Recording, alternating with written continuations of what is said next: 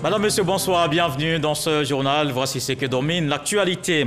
Elles étaient à l'honneur ce samedi dans la commune de Bingerville. La première dame célèbre les mamans à l'occasion de la fête des mères. Un moment de communion entre Dominique Ouattara et les femmes venues des quatre coins du district d'Abidjan. Elles ont reçu des présents pour marquer cette célébration qui s'est déroulée dans une belle ambiance. C'est la course aux voix pendant une semaine. Ouverture de la campagne électorale pour les législatives partielles qui se tiennent ce 12 juin. Le top départ donné hier vendredi à 0h et prend fin le jeudi 10 juin à minuit. 6 circonscriptions sont concernées par la reprise des élections pour 26 candidats au total. La Côte d'Ivoire et la France renforcent leur coopération économique. C'est le sens de cette visite du ministre français en charge du commerce à la tête d'une forte délégation de chefs d'entreprise françaises. Franck Riester a eu une séance de travail avec la ministre d'État, ministre des Affaires étrangères. Une rencontre pour parler d'investissement dans le pays.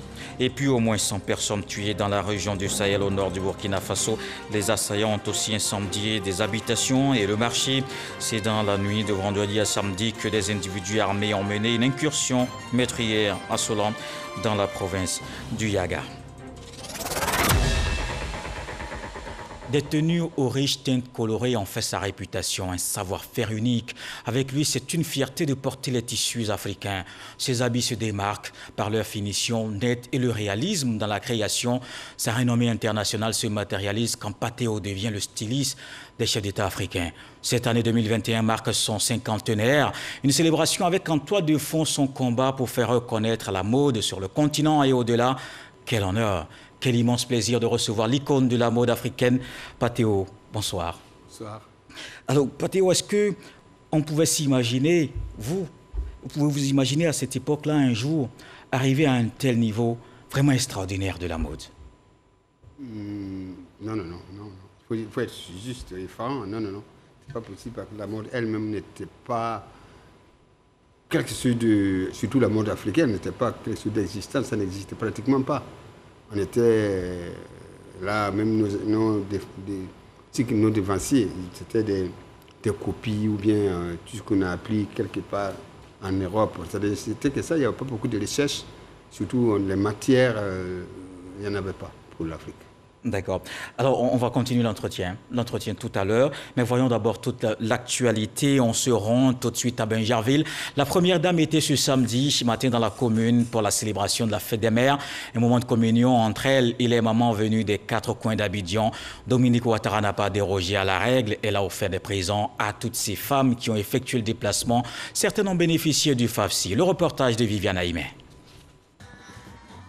C'est dans la liesse et sous des ovations nourries que la première dame de Côte d'Ivoire, Dominique Ouattara, a été accueillie dans la matinée de ce samedi 5 juin au stade de Bingerville par des milliers de femmes de cette commune, honorées et fières que la première dame ait choisi cette année de célébrer avec elle la traditionnelle fête des mères.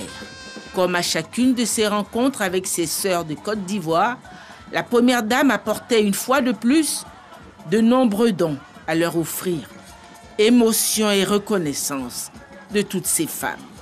Maman, je tiens aujourd'hui, aussi au vu de tout le monde, vous dire merci maman. Merci maman de tout cœur. Vous n'avez pas demandé de quel bord politique je suis, de quelle ethnie je suis.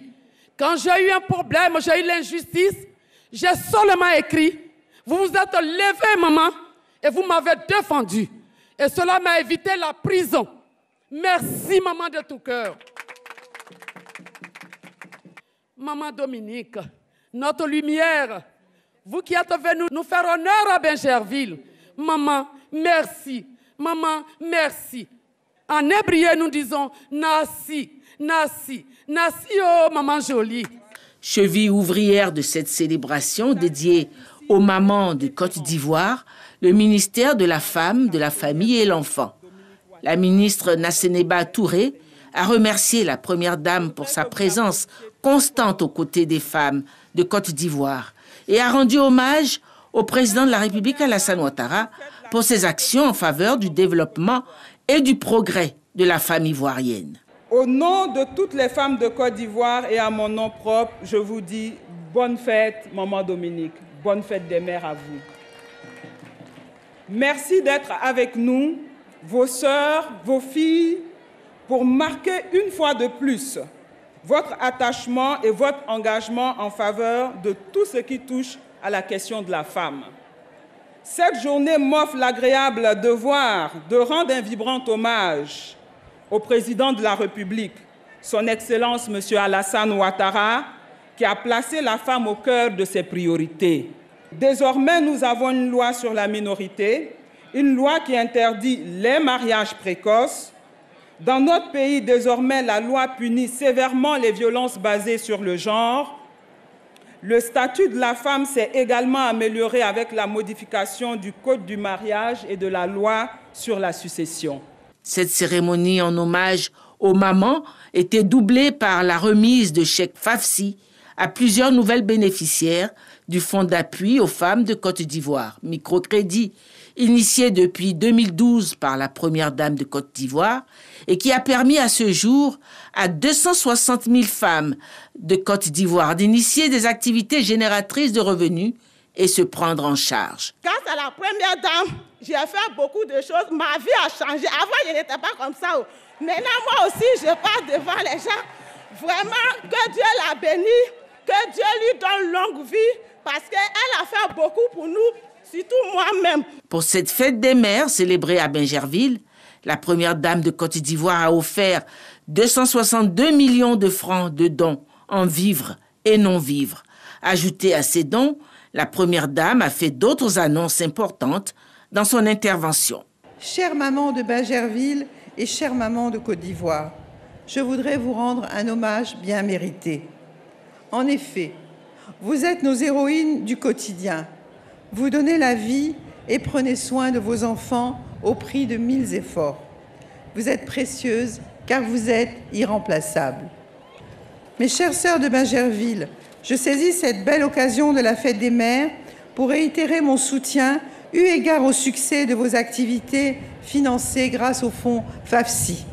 En effet, pour une enveloppe de 350 millions de francs CFA qui vous avait été octroyée, vous avez réalisé un taux de remboursement de 99,66% et je vous en félicite. Pour matérialiser ma confiance, je vous ai apporté un montant additionnel de 300 millions de francs CFA, ce qui porte le fonds FAFSI pour la commune de Bingerville à 650 millions de francs CFA.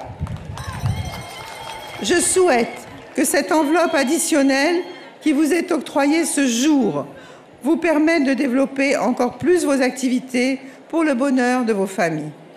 Pour vous traduire mon affection, je vous ai également apporté des dons en vivre et non vivre dans les domaines de la santé, de l'éducation, de l'agriculture, de la coiffure et de la couture, ainsi que des équipements pour nos jeunes et les centres de formation féminins. Je sais que vous en ferez bon usage. Chères sœurs, afin de vous faire encore plus belle, je vous offre 7000 pagnes Wax Côte d'Ivoire, car je sais que cela vous fera grand plaisir. La première dame a conclu en lançant un appel à la paix. Mes chères sœurs, chère maman, vous qui donnez la vie, vous qui connaissez mieux que quiconque la valeur de la vie, je voudrais vous encourager fortement à prôner la paix et la réconciliation autour de vous. Dans vos communautés, vos familles, vos cercles d'amis, soyez celles qui apaisent les tensions pour une Côte d'Ivoire unie et fraternelle. Bingerville a abrité l'édition 2021 de la Fête des Mères. Vive l'édition 2022. Et comme on vient de le voir, les femmes se sont massivement déplacées pour participer à l'événement. Un moment de joie, surtout partagé par plusieurs femmes membres du gouvernement, avec les artistes du Sérail qui n'ont pas manqué de marquer cette célébration de la femme et de la mère. Notre reporter Franck Wadio nous replonge dans l'ambiance de la cérémonie. Bingerville, l'antre du sport, silencieux depuis quelque temps, reprend vie ce samedi matin. C'est une rencontre d'un autre type et le stade est à guichet fermé. De quoi faire perdre leur latin à ces femmes présentes sur les lieux depuis tôt le matin. toutes venues pour la célébration de la fête des mères autour de la première dame Dominique Ouattara. On est venu tôt, on n'a pas eu la place, on est toujours dehors. Là, quelle que soit l'heure, on rentrera. Puisque nous venons d'un village de Bingerville, on n'a pas eu la chance de la rencontrer aujourd'hui. Elle nous donne l'occasion, à travers la fête des mères de la voix, nous sommes très heureuses. Heureuse d'être là et patiente, il y a de la place pour tout le monde, assure l'organisation. Et justement à l'intérieur, c'est la ferveur des délégations de femmes venues de divers horizons. Les femmes sont venues du village, dans tous les petits villages de Bingerville. Nous sommes surpris même de voir toutes les vieilles. Il y a des vieilles même plus âgées que nous qui se sont déplacées pour venir à la fête. Donc nous sommes très heureuses. Maman, c'est maman de tous les handicapés de Côte d'Ivoire. On est pressé, maman même n'est arrivée. Voilà. Une joie qui s'accentue. La première dame effectue son entrée et fait le tour du stade. Peu de discours, place à la célébration. Les mamans de Bingerville, et même d'ailleurs, heureuses de communier, et cela à juste titre, le soleil pointant haut dans le ciel, rassuré par la justesse des libations introductives, comme pour contrer toute velléité d'intempéries. Dominique Ouattara, certes venu les bras chargés de présents, mais les femmes de Bingerville n'ont pas voulu être en reste. Des cadeaux de produits du terroir sont offerts. Autre moment gratifiant, la remise de cadeaux. D'abord, les lauréates du concours culinaire organisé la veille à Bingerville par la ministre de la Femme, de la Famille et de l'Enfant, mais aussi les mamans les plus âgées, des centenaires. Elles n'ont pas été oubliées, des pagnes et des numéraires remis par Dominique Ouattara. C'est béni la première dame. Tout ce qu'il a fait, c'est bien. Quelqu'un qui continue comme ça.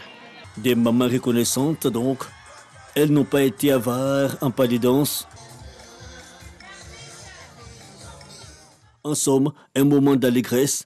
La femme et la mère portées au firmament, objet d'attention, elles ont exprimé leur satisfaction. Et nous aimons la première dame, parce que la première dame, elle est tout pour nous les femmes. Elle fait tout pour nous, elle nous aide, vraiment on l'adore. Elle leur donne les dons pour que les femmes fassent leur commerce. Il faut que vraiment... Non, c'est bon, c'est une très bonne action. Je félicite la première dame, que Dieu lui donne longue vie. Notre maman à tous, vraiment qui nous a honorés à cette fête des mères. Vraiment, nous voulons lui dire merci, merci de notre cœur. Bisous, maman Ouattara. Je remercie beaucoup la première dame pour ce fonds qu'elle nous octroie. Cela nous permet d'être autonomes et de nous prendre en charge aussi. Je joins ma voix à celle des dames ici présentes. Nous disons merci. Rappelons-le, en plus des cadeaux aux différentes couches sociales, la première dame n'a pas oublié les bénéficiaires du fonds d'appui aux femmes de Côte d'Ivoire mis en place depuis 2012. Elles ont une fois de plus été gratifiées de nouvelles perspectives. L'actualité politique marquée par l'ouverture de la campagne électorale pour les législatives partielles de ce 12 juin en fait le point de cette première journée.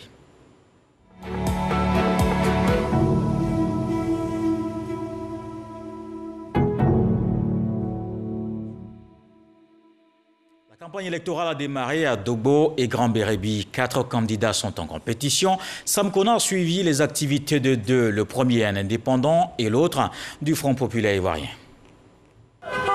Le candidat indépendant Armand Kona a débuté sa campagne par une démonstration de force à travers une parade. Mais avant, il a confié sa candidature à la chefferie de Petit Nando. C'est la consécration, c'est la démonstration de l'attachement que nous avons pour cette région-là. Et qui pour nous doit se manifester par une sortie massive des populations pour venir nous accompagner. Saré Edmond, candidat indépendant, a désisté au profit du candidat Armand Kona. Je me suis rallié avec le candidat Armand Kona par rapport à ses projets de société pour Grand-Bérébi et Dogbo et déjà par rapport aux actes qu'il a déjà posés sur le terrain. La candidate du FPI, Yulo Rose Nyepa, a choisi le village d'Adjamine pour le lancement de sa campagne. Selon elle, la reprise des élections à Grand-Bérébi est une chance pour le FPI. Nos populations, je leur avais dit que c'est moi qui devais gagner. Je n'ai pas gagné, c'est pour ça que Dieu a voulu qu'on reprenne. Parce qu'il faut que le FPI soit à l'Assemblée, au compte de cette région-là, c'est-à-dire la région de Grand-Bérébi, Dogbo. Population de Grand-Bérébi, Dogbo, sous-préfecture commune. Je vous demande de me voter parce que je suis le candidat qui a le meilleur profil. La candidate Yulo Rose Nyepa bénéficie du soutien des responsables locaux du parti. Également appelé aux urnes à Séguéla commune, 2 candidats en lice. Celui du RHDP, Zoumana Bakayoko, lance sa campagne. Il entend poursuivre les œuvres de son prédécesseur, Abou Sanogo.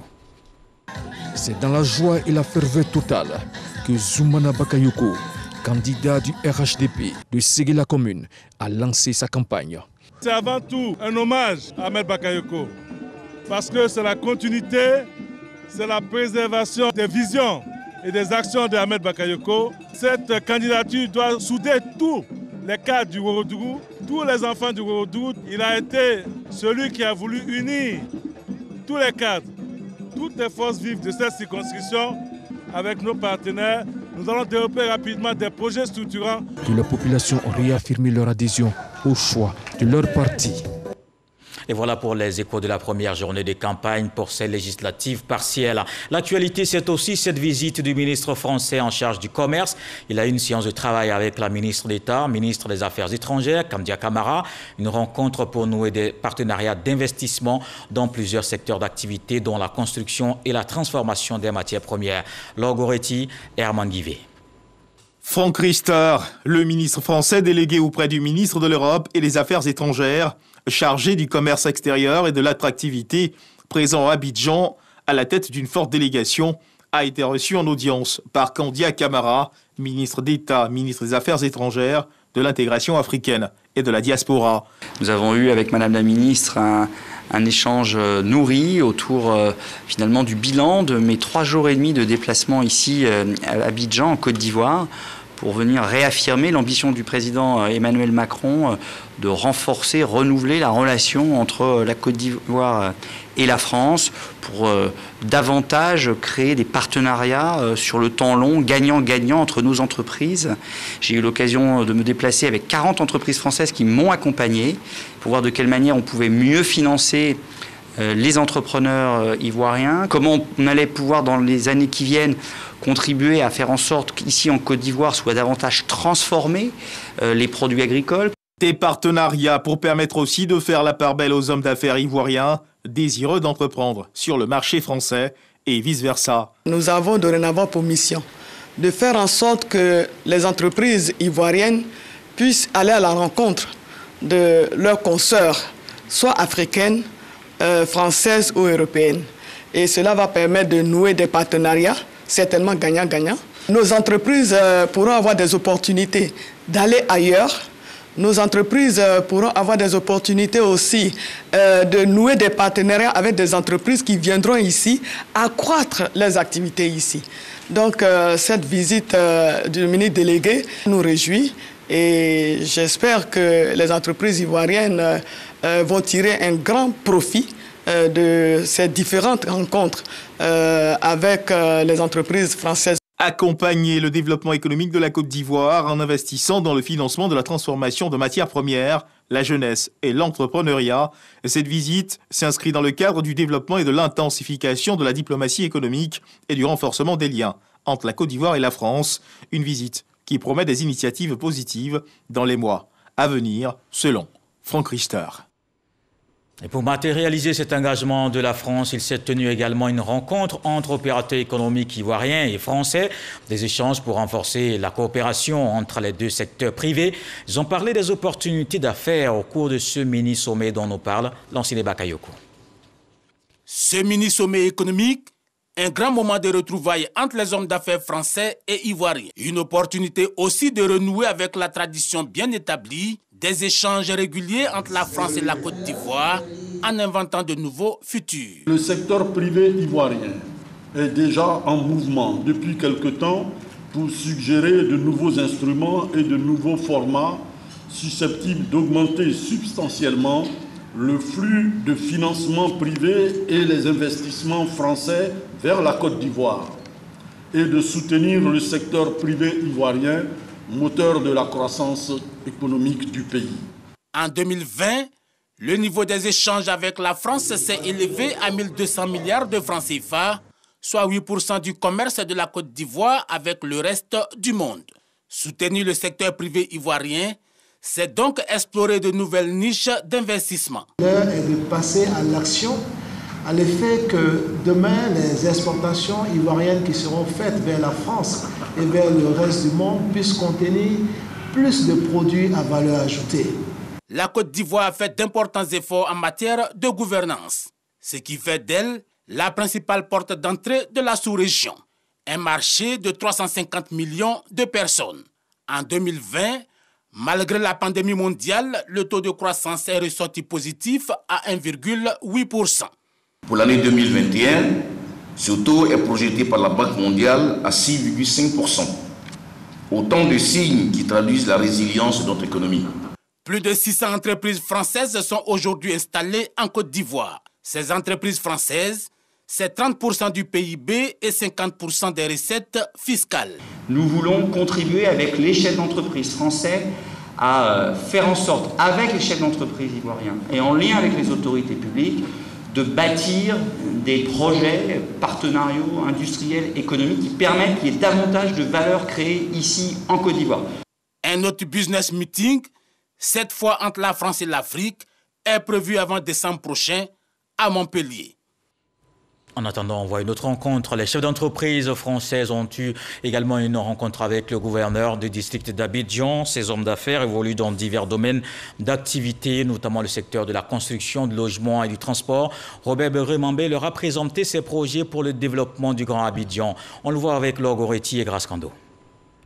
Le ministre gouverneur du district autonome d'Abidjan a pied d'œuvre pour la matérialisation de sa vision de développement du Grand Abidjan. C'est un programme d'aménagement urbain qui se décline en construction de routes, de logements sociaux, d'infrastructures sanitaires, mais aussi de construction d'unités agricoles. Pour Robert Begré-Mambé, pour réaliser ces projets, il faut environ 300 milliards de francs CFA. Il s'agit donc de présenter les potentialités d'investissement que le district d'Abidjan offre en matière d'investissement dans le domaine de l'aménagement foncier, dans le domaine de la construction des logements, en location-vente, en location simple, ou bien en achat direct, et dans tous les domaines d'activité qui concernent la vie des populations d'Abidjan. Des projets qui trouvent un écho favorable auprès de la délégation du mouvement des entreprises de France. Nous sommes prêts à les aider.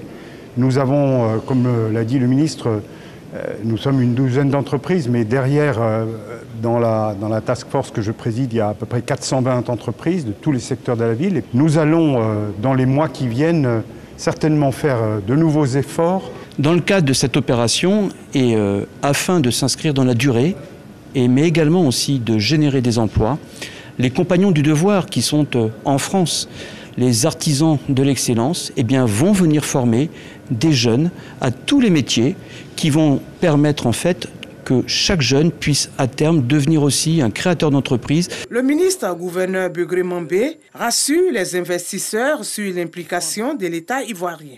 Ensemble, nous allons essayer de faire des approches pour trouver les meilleurs mécanismes de financement pour certains et pour d'autres.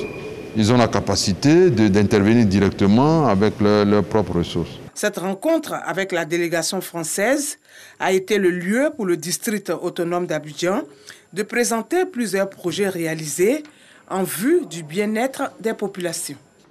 Et en santé, les capacités de l'hôpital général de Siné-Matiali renforcées. Le centre a désormais son tout premier bloc opératoire. Un investissement de plus de 211 millions de francs CFA afin d'améliorer la qualité de soins. L'inauguration avec Ami Sissoko. L'hôpital général de Siné-Matiali a désormais un bloc opératoire. C'est un bâtiment de plus de 250 mètres carrés qui abrite entre autres des salles d'opération, de réveil, de préparation de malades et des bureaux. Il est également équipé. C'est un don du conseil régional du Poro. Ce bloc opératoire qui relèvera certainement le plateau technique de notre hôpital mettra fin également au calvaire de nos populations qui, pour la plus petite opération chirurgicale, étaient référées à Korogo et à Ferké. Ce bloc permettra d'alléger la tâche au CHR de Korogo et à l'hôpital général de Ferké. Cette structure permettra à la population d'économiser de l'argent, car une référence est très coûteuse. Pour joindre l'utile à l'agréable, le conseil régional du Poro, avec à sa tête Timo Koyade Koulibaly, offre, en plus du bloc opératoire, une ambulance médicalisée à l'hôpital général de Sinématiali. Le tout estimé à plus de 211 millions de francs CFA. Ce n'est pas seulement à Sinématiali seul que nous venons, c'est bien dans tout le Poro. Et la somme que nous avons investi dans la région du Poro, que nous avons inauguré cette semaine seulement, il y a 750 millions de francs CFA que nous avons investis dans la région du Poro. 750 millions de francs CFA. Et ce n'est pas fini, nous allons poursuivre. Cette année, outre le bloc opératoire de Sinématiali, le conseil régional du Poro a livré 4 autres centres de santé intégrés, à savoir maternité et infirmerie, dans les départements de Korogo, Dikodougou et Mbengue. Et la santé, c'est aussi un environnement sans pollution. La journée mondiale célébrée hier en Côte d'Ivoire, une occasion pour le ministre Jean-Luc Assy de dresser le bilan des actions du gouvernement en matière de restauration des écosystèmes. Grâce Kando. La journée mondiale de l'environnement débute avec le lancement de la décennie des Nations Unies pour la restauration des écosystèmes qui se déroulera de 2021 à 2030. Cet objectif vise à mettre un terme à la dégradation des écosystèmes et à les restaurer afin d'atteindre les objectifs de développement durable. Nous sommes tous unanimes pour dire que les services des différents écosystèmes rendus à l'homme et à son environnement sont d'une importance capitale. Cependant, ces écosystèmes subissent de fortes pressions exercées par la plupart des activités anthropiques, comme la déforestation, la pollution des milieux aquatiques, la destruction de la mangrove et la surexploitation des sols. Toutes choses qui ont un lien avec la survenue de la pandémie à Covid-19 que le monde entier subit en ce moment. En cette journée mondiale de l'environnement, le ministre Jean-Luc Assy invite les populations à des actions du planting d'arbres, au nettoyage des plans d'eau et à la promotion des énergies renouvelables. La préservation et la restauration doivent contribuer à réduire l'exposition de la population en agissant de manière durable et à grande échelle sur les causes de la dégradation des écosystèmes. Chacun est concerné, tant au niveau individuel que collectif. La création récente du parc national de Mabiyaya, dans la région de la Mé, procède de cet effort de restauration des écosystèmes. Il en est de même pour les aires marines protégées comme celle de Grand Bérébi, sur le littoral qui vient aussi d'être créé. Le thème retenu cette année pour la Journée mondiale de l'environnement est « Restaurer les écosystèmes » avec pour slogan national « Ensemble, redonnons vie à notre nature ». La Côte d'Ivoire et les Nations Unies ensemble dans la lutte contre le terrorisme. Les deux parties ont signé un accord conformément aux résolutions du Conseil de sécurité de l'ONU. Elle vise à renforcer la coopération en matière de prévention. Les explications de Michel Digré. La Côte d'Ivoire et les Nations Unies renforcent leur coopération en matière de lutte contre le terrorisme. Un protocole d'accord a été signé lors d'une cérémonie virtuelle par Vladimir Voronkov, secrétaire général adjoint de l'ONU et le représentant permanent de la République de Côte d'Ivoire auprès des Nations Unies à New York, l'ambassadeur Léon Kakou Adom. Il permettra concrètement l'organisation d'activités et d'actions conjointes, un soutien technique, notamment en ce qui concerne la mise en place du logiciel GoTravel, une meilleure collecte, transmission et analyse et utilisation des renseignements sur les passagers des compagnies aériennes, une meilleure identification des terroristes connus et des individus soupçonnés de terrorisme, ainsi que la mise en place d'une unité d'information en la matière. Un appui onusien à l'Académie contre le terrorisme de Jacquesville est également envisagé. J'en ai également profité pour inviter les Nations Unies à s'associer à la promotion de l'Académie contre le terrorisme de Jacquesville. Et M. Vladimir Voronkov a accepté de nous accompagner et donc de se rendre bientôt avec son équipe technique à l'effet d'évaluer ce qui pourrait être fait pour conforter notre coopération dans ce domaine. La Côte d'Ivoire est le 43e pays à avoir paraphé ce protocole d'accord après la Norvège et le Kenya la semaine dernière. Dans le reste de l'actualité, on voit cette attaque au nord du Burkina Faso. Au moins 100 personnes tuées. Dans la région du Sahel, les assaillants ont aussi incendié des habitations et le marché. C'est dans la nuit de vendredi à samedi que les individus armés ont mené une incursion meurtrière à Solon dans la province du Yaga. Les assaillants ont d'abord visé le poste des volontaires pour la défense de la patrie. C'est l'attaque la plus meurtrière enregistrée dans ce pays depuis le début des violences djihadistes en 2015. Qualifiant cet acte de barbare, le président Roch-Marc Christian Kaboré a décrété un deuil national de 72 heures. À partir de ce samedi, il assure que les forces de défense et de sécurité sont à pied d'œuvre pour rechercher et neutraliser les auteurs. Justement, sur la question, je vous donne le contenu de ce télégramme du président de la République, Alassane Ouattara, à M. Roch-Marc Christian Kaboré, président du Faso.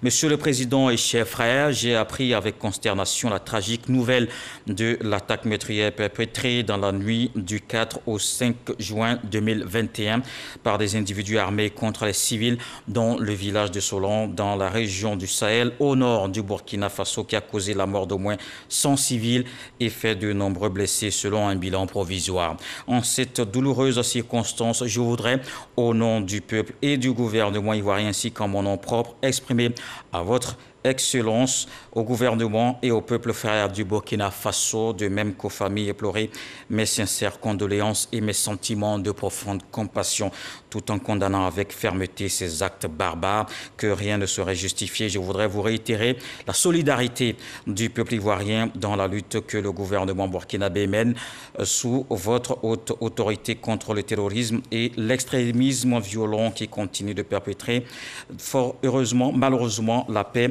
et la sécurité dans notre sous-région. Je vous prie, Excellence, de bien vouloir transmettre aux blessés mes vœux de prompt rétablissement. Très haute et fraternelle considération. C'est signé Alassane Ouattara, président de la République de Côte d'Ivoire. Et comme tous les samedis dans le 20h, voici votre rendez-vous avec la culture.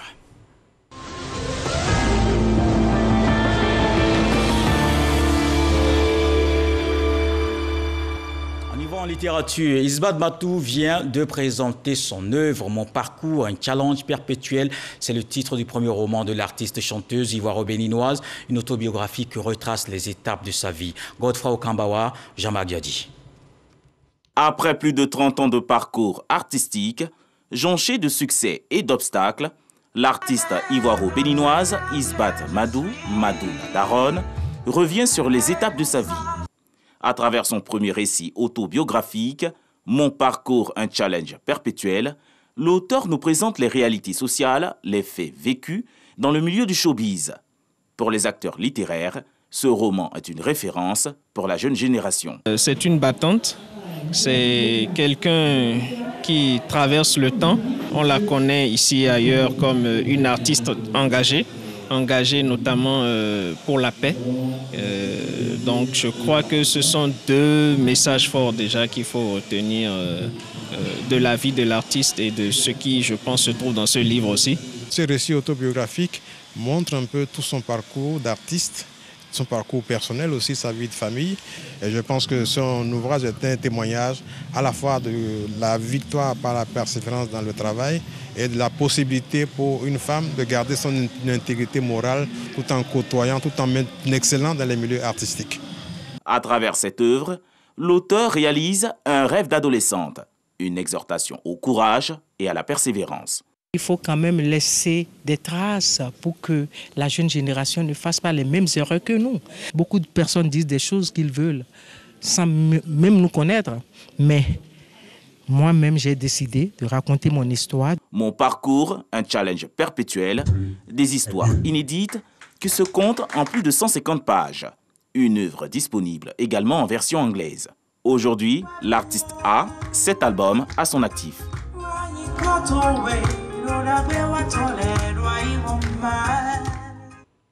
Et on retrouve notre invité de la page culture, l'homme de la mode africaine, Patheo. Patheo, ce qui retient tout de suite, c'est cette longévité. Alors que dans la mode, on le sait, c'est un perpétuel recommencement. Comment Patheo a réussi à rester à ce haut niveau pendant aussi longtemps? Merci. Parce qu'on n'avait pas d'autre choix. Quand vous êtes dans ce métier, vous êtes obligé chaque fois de renouveler, d'innover, d'anticiper, de prévoir. Sinon, vous êtes dépassé. Comme son nom l'indique, la mode, c'est ce qui est demandé. C'est-à-dire que tout le temps, c'est un recommencement. Et la mode court, vous voulez la rattraper, elle continue de courir.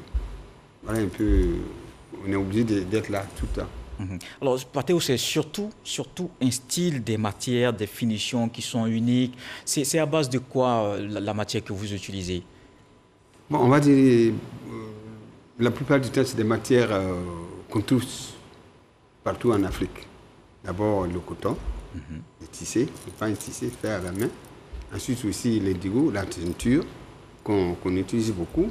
Quand vous regardez dans toutes les villes ici, vous avez les toiles de Korogo, les pains baoulés. Ensuite, au Burkina, vous avez le faso d'Anfani. Au Sénégal, vous avez tout ce qui est tissage. Au Mali, c'est la teinture. Enfin, on l'a partout en Afrique. Donc, nous avons essayé de valoriser ces matières-là pour donner quelque chose d'adaptable pour être porté.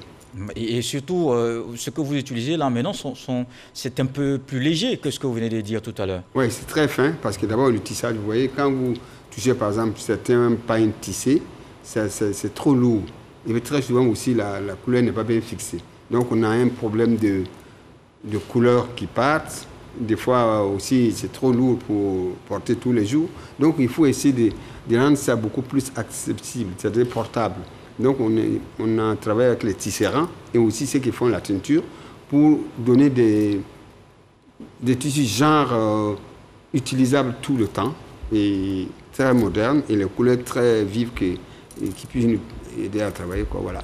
D'accord. Alors, on va revenir à l'entretien tout à l'heure. On va regarder ce que dit Issa Tionayou sur ce cinquantenaire de Patheo. Il aura surfé 50 ans sur la mode africaine. Du jeune apprenti qu'il était dans les années 70 à Trècheville, Patheo Ouedraogo, alias Patheo, est aujourd'hui l'habilleur de grandes icônes et de chefs d'État africains. Sa créativité et sa simplicité sont reconnues par ses pairs. Avec Patheo, ce sont partout dans le monde des défilés inédits pour des invités d'exception. Le créateur de mode, Patheo Ouedraogo, marque un arrêt et célèbre son parcours. Il vient de réaliser l'un de ses rêves, l'ouverture de la maison de haute couture Patheo. Une maison pour former des jeunes stylistes et faire rayonner la mode africaine. Alors Jean-Marc Djadji, qu'on a entendu tout à l'heure sur le cinquantenaire de Patheo. Alors si vous devez retenir une belle chose qui est arrivée dans votre carrière, ce serait quoi? Beaucoup de choses quand même, hein. Beaucoup de choses. D'abord, je vais dire la première chose qui m'est arrivée, qui m'a fait connaître du grand public en Côte d'Ivoire de toute façon, c'est les ciseaux d'or en 87. Les premiers ciseaux d'or organisés par les organisateurs qui ont pensé qu'il fallait faire sortir des jeunes créateurs, en tout cas à travers ces concours-là. Donc j'ai été le premier lauréat. Et vous avez habillé Miss Côte d'Ivoire par la suite? Oui, ensuite il y a eu un enchaînement avec Miss Côte d'Ivoire pendant 10 ans, de 88 à 98. Donc j'ai habillé Miss Côte d'Ivoire. Ensuite, bon, il y a aussi la rencontre avec le président Mandela qui... En 1998. Voilà, 98, par la suite, qui a fait aussi, qui nous a fait connaître. Donc il y a eu beaucoup d'éléments qui ont fait que maintenant, aujourd'hui, bon, la marque Patheo est connue quand même à travers l'Afrique. Ah oui, justement, puisque les chefs d'État, les célébrités, tout le monde s'est rué sur la marque Patheo. Au-delà de la reconnaissance de votre talent, qu'en pensez-vous surtout quand certains vous disent que vous êtes l'habilleur des chefs d'État? Bon, je pense que très souvent ils posent mal la question, non. En fait, le problème, c'est qu'ils devraient poser la question, pourquoi ces chefs d'État ne s'habillent pas chez nous? De toute façon, c'est nous qui les devons les habiller. C'est pas normal qu'on ait en Afrique, qu'on ait vouloir s'habiller ailleurs. Voilà, donc je pense que nous Notre rôle, c'est de les habiller. Bon, très souvent, on n'a pas accès à ces chefs-là, ou bien ces chefs-là n'ont pas une vue de ce que nous faisons très souvent. Ils ne sont pas informés des fois. Donc, peut-être beaucoup de conseillers qui les orientent vers d'autres habilleurs. Donc, sinon, normalement, c'est nous. Un Africain qui habille un Africain, je pense qu'il n'y a rien à s'étonner. Alors, donc, c'est un combat finalement que vous menez, cette reconnaissance de la mode africaine à tous les niveaux de la société. Oui, mais au départ, c'est vrai, c'était un gagne-pain. Mais au fur et à mesure qu'on avance, on se rend compte que ça pouvait être maintenant un combat. Un vrai combat parce qu'on s'est dit qu'il y avait mieux à faire pour les créateurs. Parce que d'abord, nous sommes producteurs de meilleur coton au monde. Ensuite, on a des jeunes talents, on a beaucoup de talents en Afrique. Il y a aussi le consommateur est là, le monde est là. Donc, si chaque jour nous devons aller nous vêtir ailleurs, vous prenez un avion, je peux aller vous chercher à vous habiller, je ne sais pas, soit à Milan ou à Paris, je ne sais pas où. C'est trop long. Pendant ce temps, il y a une possibilité d'organiser ces jeunes gens-là qui ont la capacité, justement, de pouvoir habiller nos concitoyens. Ils sont nombreux, ces jeunes dans la mode, qui rêvent d'une carrière à la Patéo. Mais qu'est-ce que Patéo fait pour accompagner la jeune génération? C'est d'abord le conseil. Ensuite, on a aussi créé la maison Patéo qui, je pense, pourrait aussi donner un coup de main à ces jeunes gens-là qui veulent soit se perfectionner, soit avoir un conseil, soit être guidés vers l'avant. La maison Patéo qui fonctionne comme une fondation aussi. Voilà, il y a la fondation Patéo, justement, c'est le rôle de la fondation Patéo. C'est juste pour pouvoir conseiller ces jeunes gens-là, pour leur dire, écoutez, si vous avez embrassé ce métier, alors ce n'est pas un métier dont on disait avant que c'était un métier de ceux qui n'ont pas eu autre choix que d'aller là. Le regard a changé. Voilà, maintenant ça a beaucoup changé. Et vous avez vu l'événement aujourd'hui. Même l'Afrique même a un regard autre maintenant. Vous avez vu tout ce monde qui est venu. À l'époque, quand on faisait un défilé, très souvent, au sortir du défilé, on disait pourquoi ce mannequin ne rit pas, pourquoi son visage est serré. Maintenant, on ne dit plus ça. On dit les gens regardent plus le vêtement, plus l'élégance, plus la couleur, plus ce qui est porté. Donc il y a un changement, je pense que ce changement doit continuer. Alors, des jeunes créateurs avec qui nous avons échangé, avec qui aussi vous êtes en contact, nous ont dit que Patéo, ses premiers conseils, c'est la patience. La patience. Peut-être c'est ce qui a caractérisé votre carrière? Oui, mais la patience, de toute façon, dans la mode, on n'a pas d'autre choix que la patience. Quand vous regardez 50 ans, on dit 50 ans, ça paraît long. En réalité, ce n'est pas long. Vous n'avez pas vu le temps passer? Non, parce que la mode, chaque jour que Dieu fait, vous êtes obligé de crier, vous êtes obligé d'innover, vous êtes obligé d'anticiper. Donc, c'est tout le temps, on voit tout ce qui est nouveau, on voit tout ce qui est à commencement, tout ce qui est à avoir. Voilà, chaque jour, vous pouvez rattraper la mode. La mode vous file devant et vous continuez à la suivre.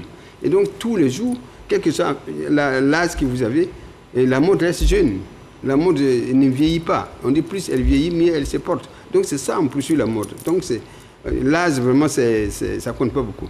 Alors, après 50 années vraiment couronnées de succès international, on se demande, mais qu'est-ce qui reste encore à faire, surtout quand on s'appelle Patéo? Énormément à faire, parce que d'abord, il faut continuer à